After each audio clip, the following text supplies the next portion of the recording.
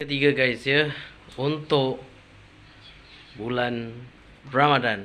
Let's go. Sorry guys ya, aku rekod dalam keadaan yang agak tak teratur. Tapi alhamdulillah guys ya, dari yang ketiga ikutkan tadi yang yang kedua tu patutnya dari ketiga kan, cuma lambat nak edit sikit kan.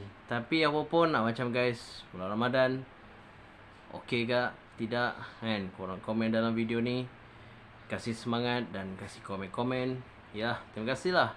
Ada juga abang-abang kita yang komen dalam video saya.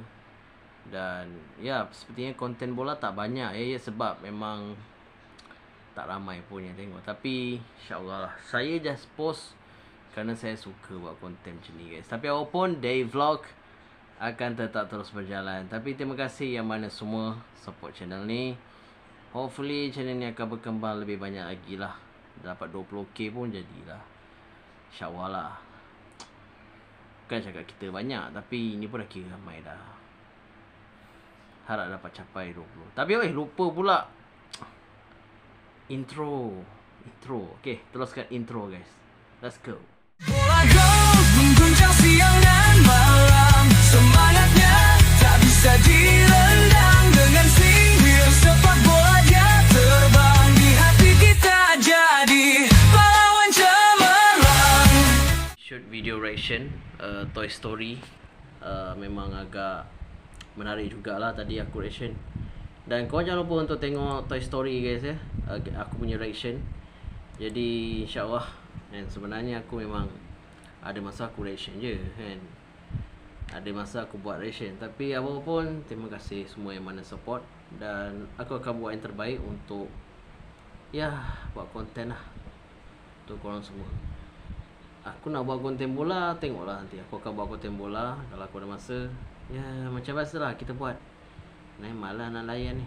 Tapi macam biasa, perjalanan diteruskan.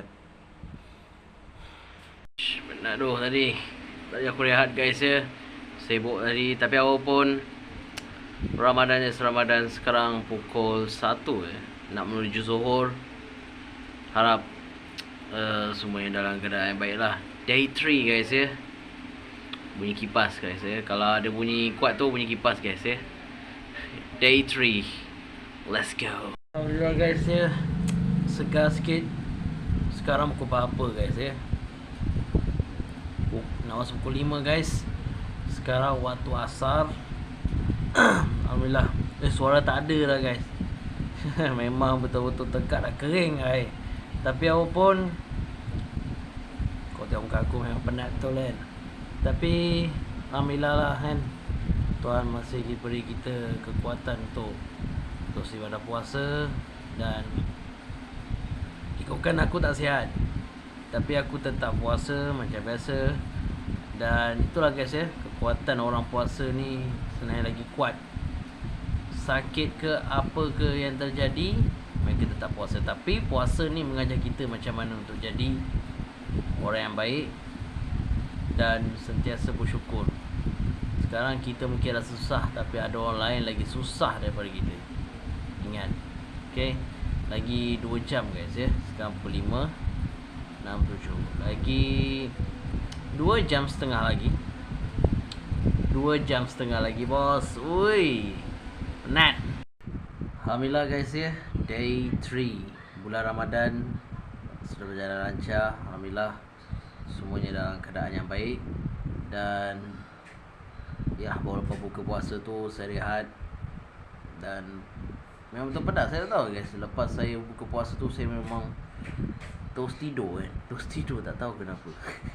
Memang betul-betul penat lah. Tapi apapun, terima kasih lah yang mana yang selalu tengok channel saya dan vlog saya ni. Harap banyak lagi lah cakap benda-benda yang bermanfaat yang boleh saya sampaikan dalam channel saya ni. Dan saya harap channel saya ni boleh berkembang lagi. Dapat 20k pun jadilah guys.